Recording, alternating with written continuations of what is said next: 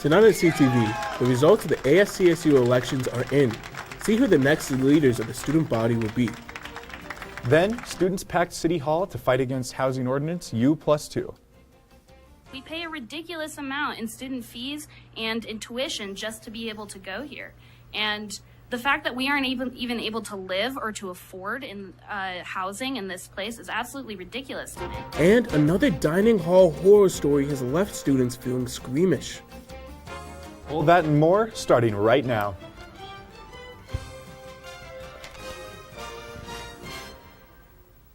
Good evening, Rams. I'm JJ McKinney. And I'm Max Dietz. Thank you for joining us tonight. Our top story tonight, Nicholas DeSalvo and Alex Silverhart are the next president and vice president of the Associated Students of Colorado State University. Hoops and hollers could be heard outside the Senate chamber during the presidential announcement.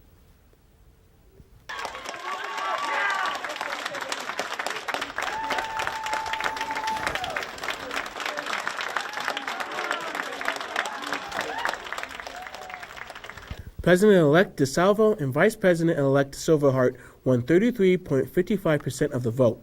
In response to this victory, DeSalvo said, "I want to thank the student population, first of all, for sharing in our vision and seeing that we want to bring tangible change for the students that have been lacking for such a long time." DeSalvo and Silverhart brought home the win with 1,650 votes. Ritter and Trout were 316 votes behind. That's not the only big news that came out of the Senate chamber last night. Eva Ayala is the next ASCSU Speaker of the Senate.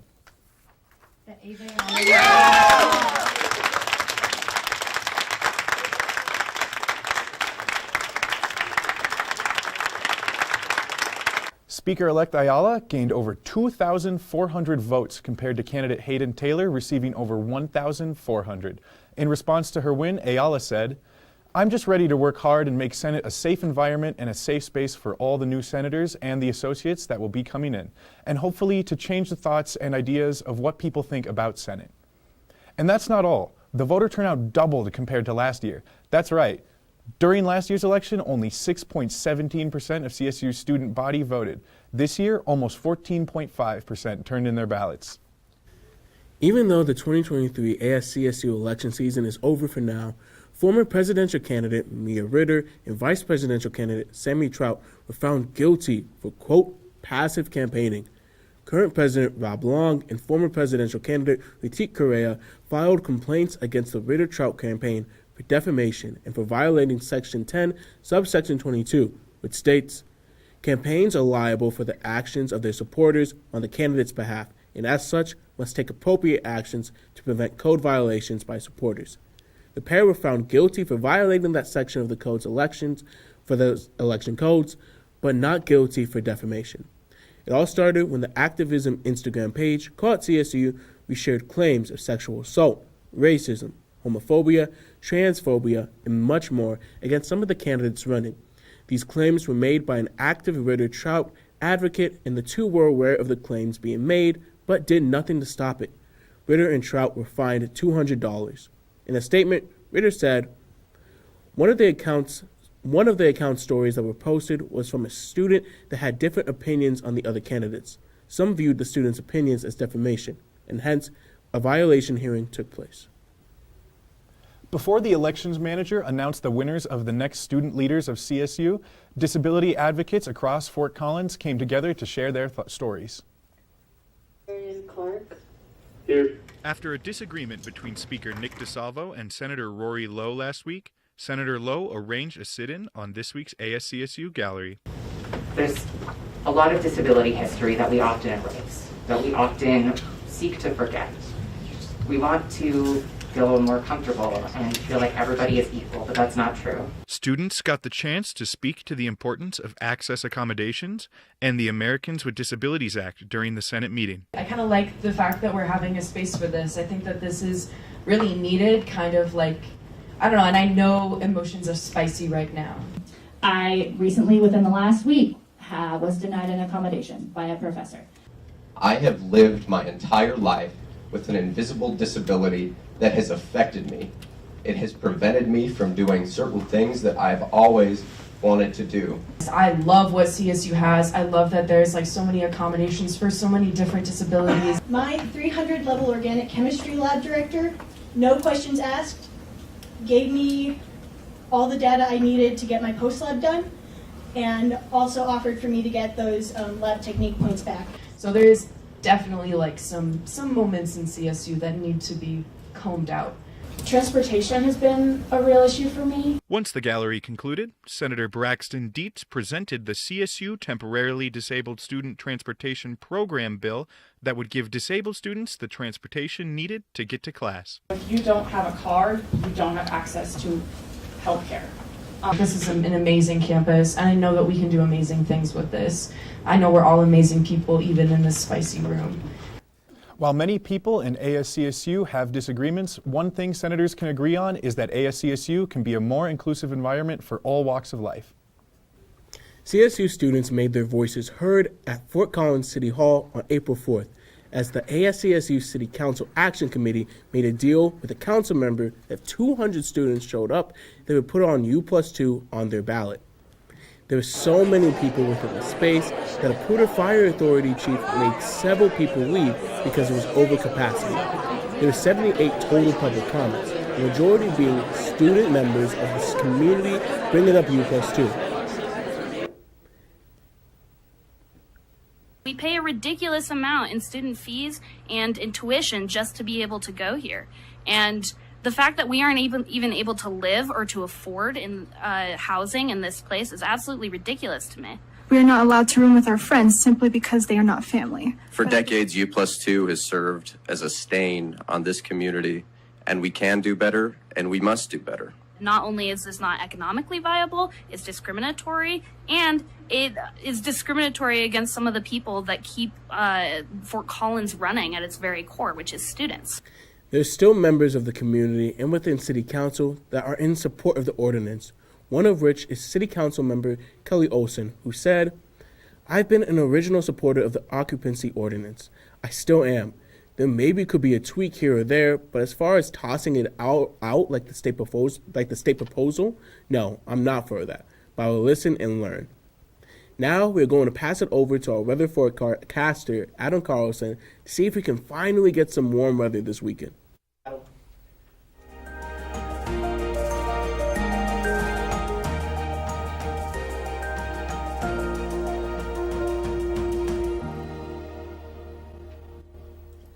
Thanks, JJ. Things are heating up, so let's breeze through this forecast. Current conditions, it's sunny outside and 45 degrees. Now it's finally that time where the sun's out at 7, and it is a big relief.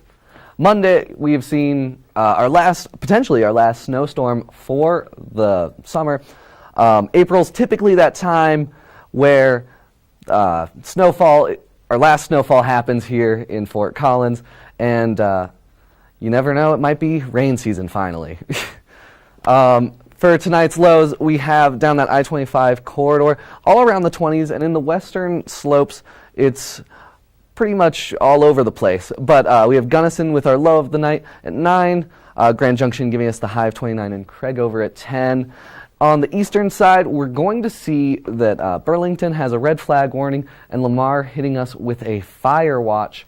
And then everywhere else, it's around 20s.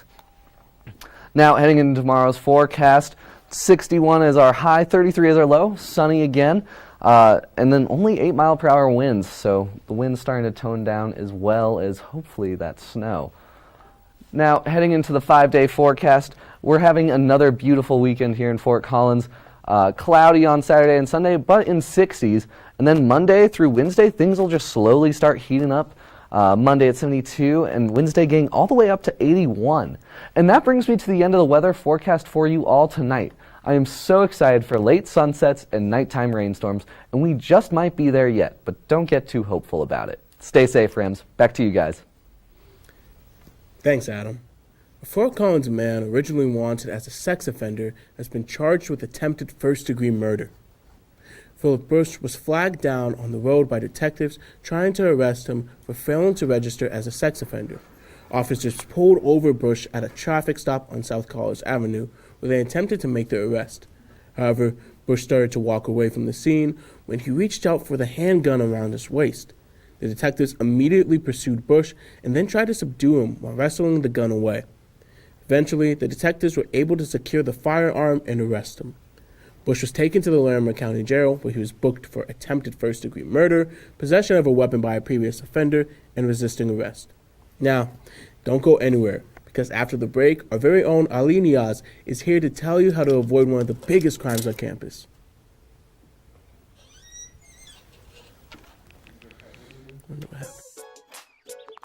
Worried about your friend, but don't know how to reach out? You could say, how are you, or get a fake tattoo. You could ask with an app if it works for you. You could chat with them in VR, it's all good. If you think you should check in, yeah, you should. Whatever gets you talking.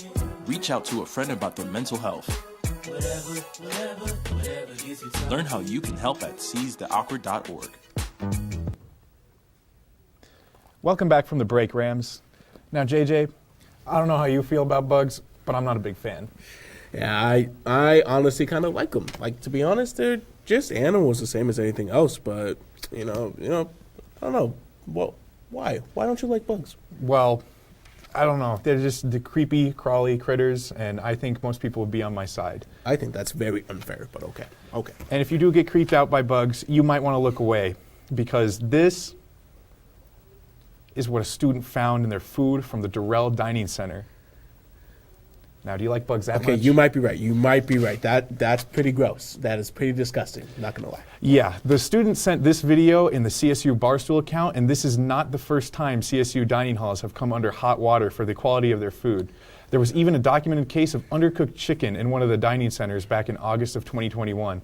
We reached out to CSU Housing and Dining Services for a comment, and they have not yet gotten back to us. Housing and Dining comment, excuse me. Now, going live to our reporter, Ali Niaz, is here to tell you how to keep your bike safe during the rise in bike thefts across campus. Ali? Thanks, Max. Fort Collins is one of the most bike-friendly towns in the country. However, this comes with a problem: bike theft.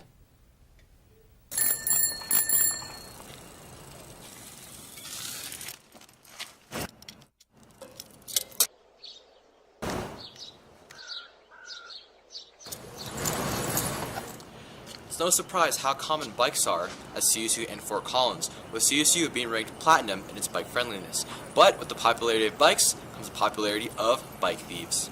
I spoke to CSU student Mia O'Donnell about why she bikes. Yeah, and also like with work and just getting around campus, you know, I don't have a car, and biking's just how I do my transportation. Her bike was her main source of transportation, and it was stolen just last semester. I was really mad because I found out half of it was taken apart when I was trying to go to work, so I had to call my work and be like, sorry, I'm gonna be super late.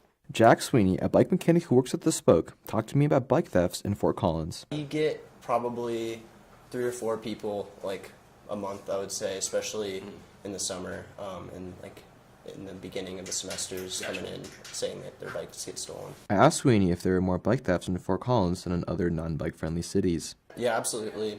Absolutely, especially like in the university area.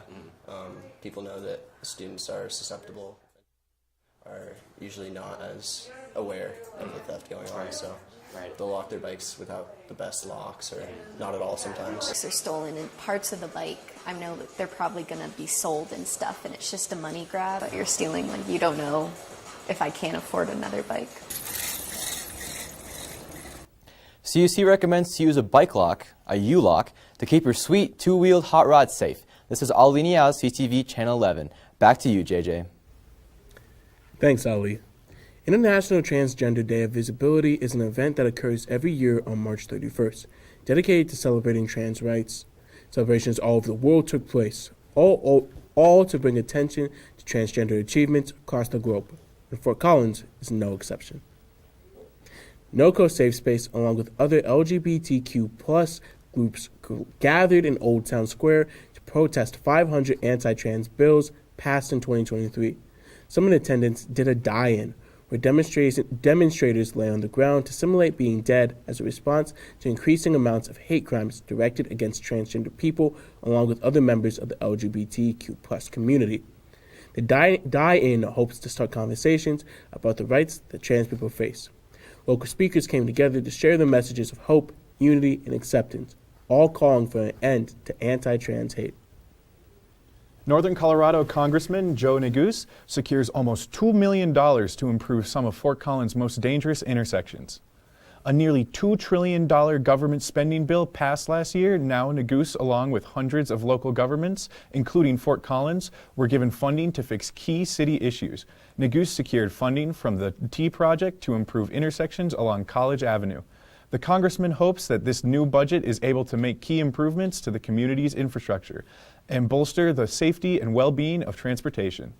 One of the most dangerous intersections in the city is between College and Trilby that has caused over $500,000 in damages from accidents. Is expected to receive updates like dual left turn lanes, right turn lanes from each direction, and widened roads. The cost of the project will be over $16 million, leaving the city needing almost $4 million to complete. However, Neguse, along with city officials, believe they are on the right track to making a safer Fort Collins. Africa is home to over 3,000 diverse cultures, full of life and passion, that have made their way to millions of communities across the planet, including Fort Collins. Singing, dancing, laughing, and cheers filled the auditorium as people from all over the Africa diaspora came together and celebrated their heritage on Africa Night, created by Africans United. Africans United President Bolu Folarin led the festivities, ensuring that the many different cultures of Africa were respected. Now, needless to say, the whole continent, so there's just so much beauty within it. Each country that was represented in the performances today, they were able to do different tribal songs.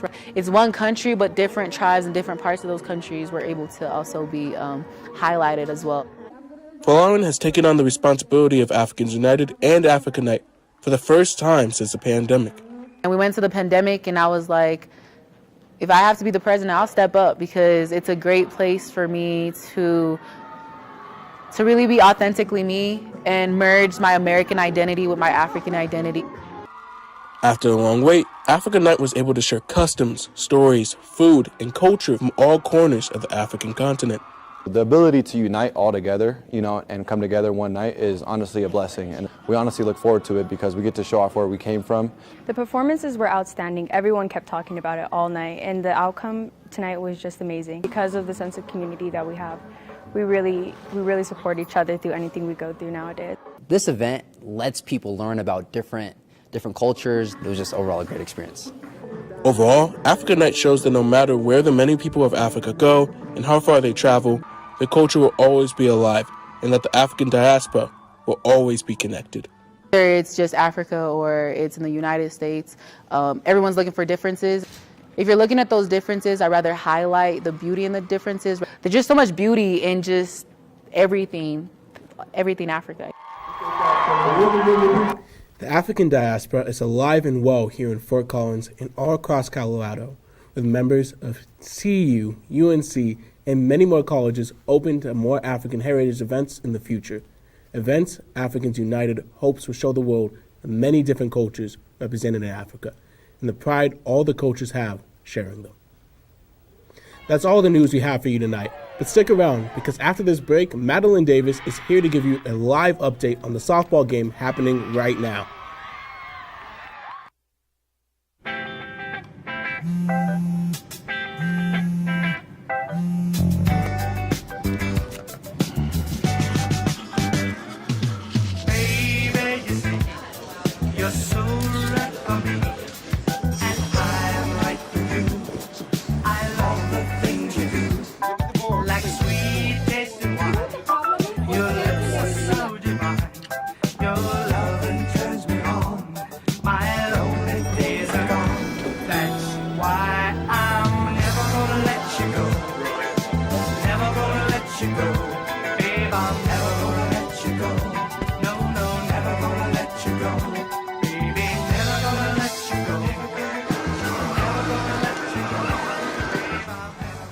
Here you go.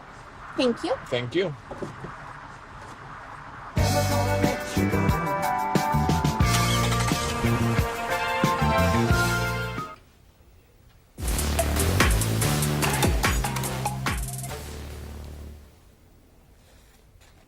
How's it going, Ram fans? Welcome back to Thursday Night Sports.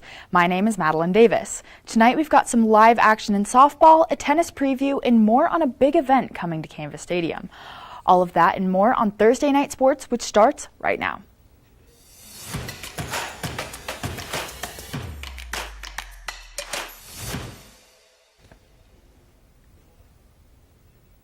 We'll lead things off on the diamond, where CSU softball is currently playing in the first of a 3-game series against the San Jose State Spartans. First pitch was a little under half an hour ago, so let's get an update from the West Coast. Right now, there are 2 outs in the bottom of the first. Sydney Hornbuckle is in the circle for the Rams, and Janessa Uligay gets the start for SJSU. The score currently is 1-0 San Jose State. 1 pitch, 1 run on a home run from Alyssa Graham off of Sydney Hornbuckle. The Rams went quiet in the first. Ashley York got a walk, but Haley Smith was unable to drive her in. We'll see how the rest of this one turns out. But softball isn't the only sport in stride, as the women's tennis team will be serving 2 home-away-from-home matches this weekend in Laramie. Thankfully, as you heard on Tuesday if you tuned in, the Rams had a much better outing last time around at home than they did previously on the road. CSU bested both San Jose State and Nevada. This weekend, though, the Rams will be facing 2 strong clubs in San Diego State and UNLV. First, let's take a glimpse at SJSU. The Aztecs are currently 8-5 overall with a 1-1 conference record. 2 players to keep an eye on are number 81 ranked Daria Detkovskaya and number 88 ranked Andela Skrobonia. Detkovskaya sits at a dual record of 10-1, riding a 6-match win streak. She's gone 3-0 at number 2 singles and 7-1 at number 3. This also includes a perfect 2-0 record against ranked opponents. Meanwhile, Skrobonia has been quite the powerhouse for the Aztecs as well, registering an 8-4 dual record. This is especially impressive, seeing that she has won all 8 of those matches at 1 singles. This may end up being a tough match for the Rams, but hopefully the altitude will play in CSU's favor. Now shifting our focus to day 2 in UNLV, a pair of key names on the Rebels roster are Salsa Air and Coco Zhao.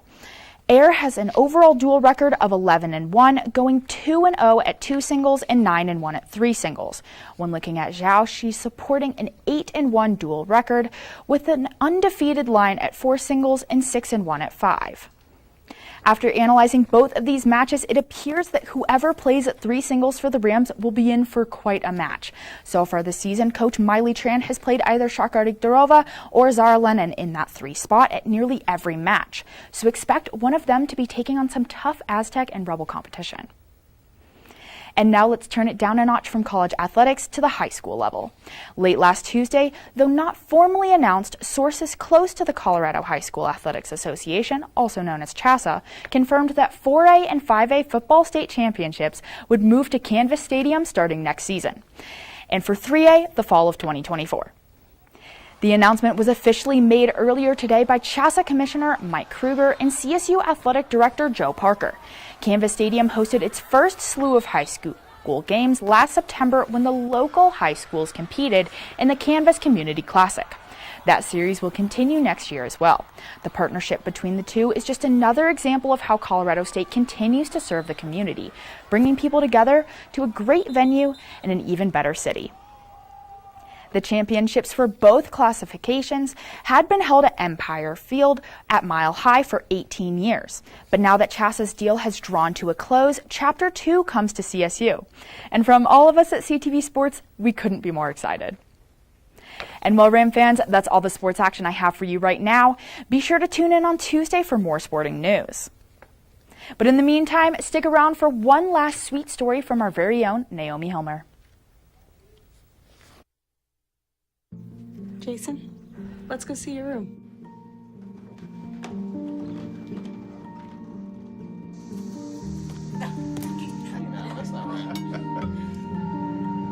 How was it? Is it good?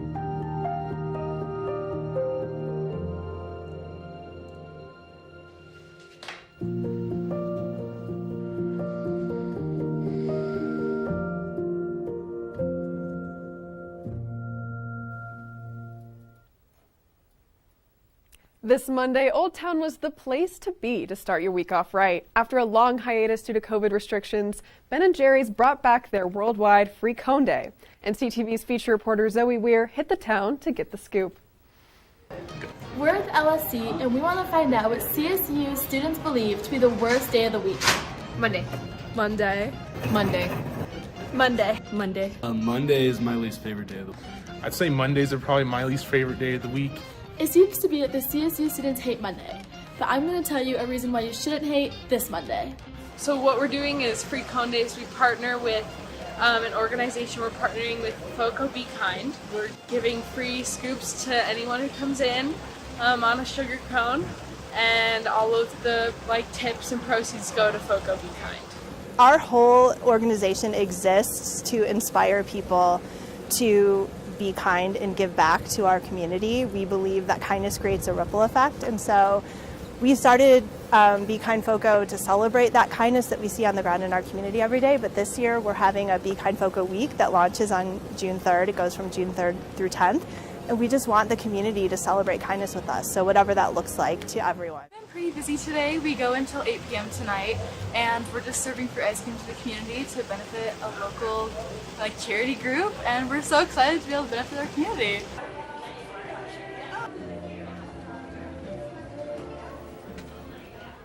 And while we all love free ice cream, all tips and donations were given to the nonprofit organization Be Kind FOCO for their upcoming Kindness Fest this June. Well, JJ and Max, what do you guys think about this? What kind of ice cream is your favorite? I really love cookies and cream. It's still a classic. And honestly, I wish I had known about this event because then we all could have gotten free ice cream. I know, right? Yeah. I'm going to have to go with mint chocolate chip. Really like it. Yeah, I don't know if I can really nail it down to one thing specifically. I like a lot of different flavors. Definitely not mint chocolate chip, though. No. Hot take. I'm okay with that hot take. Well, Rams, that's all we have for you tonight. I'm JJ McKinney. And I'm Max Dietz. Have a good night, Rams. We'll see you soon.